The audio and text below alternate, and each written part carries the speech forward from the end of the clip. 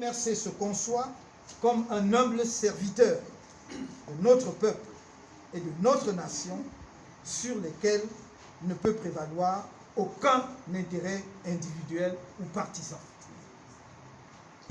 Le MRC est constant dans l'affirmation selon laquelle la sécession ne saurait être une option pour nos compatriotes du Nord-Ouest et du Sud-Ouest, malgré les graves injustices politiques et institutionnelles dont ils ont pu être victimes depuis 1961. Par conséquent, ils ne sauraient s'associer à la partition de fait ou de droit de notre cher et beau pays, que cette partition soit orchestrée par M. Biya à travers l'organisation d'une nouvelle parodie d'élection qui exclut de fait nos compatriotes du Nozo ou recherchée par les sécessionnistes. En conséquence de tout ce qui précède, le mouvement pour la renaissance du Cameroun appelle les Camerounais à ne pas aller voter et à rester chez eux le 9 février 2020 afin de ne pas cautionner des élections qui ne ramèneront pas la paix dans notre pays, ni ne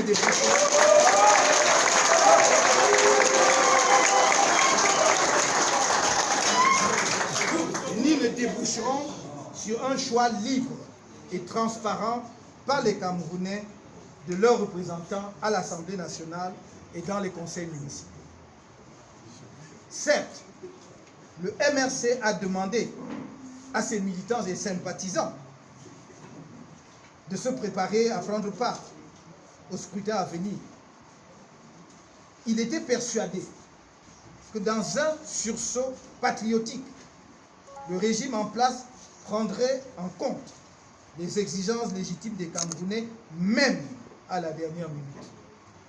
Malheureusement, celui-ci s'est enfermé dans son mépris habituel.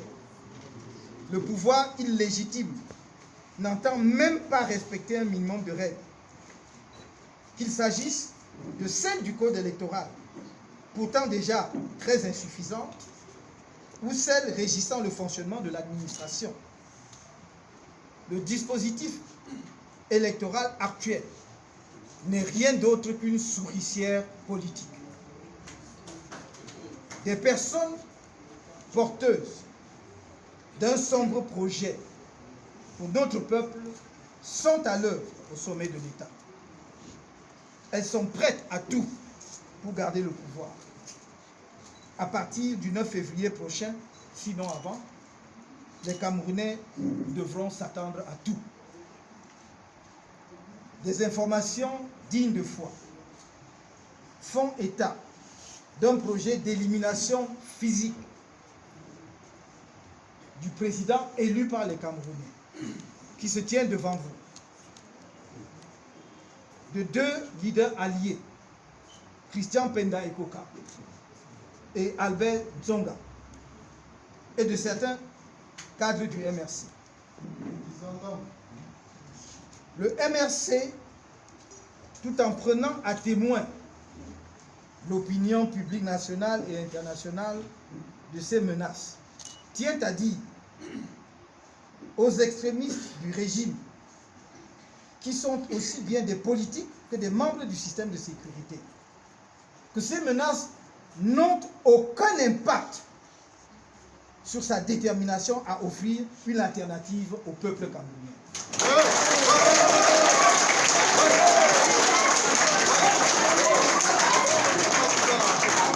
Restons mobilisés et vigilants. Résistons. La communauté internationale doit être consciente que c'est le destin du peuple camerounais qui se joue derrière cette énième provocation du régime en place.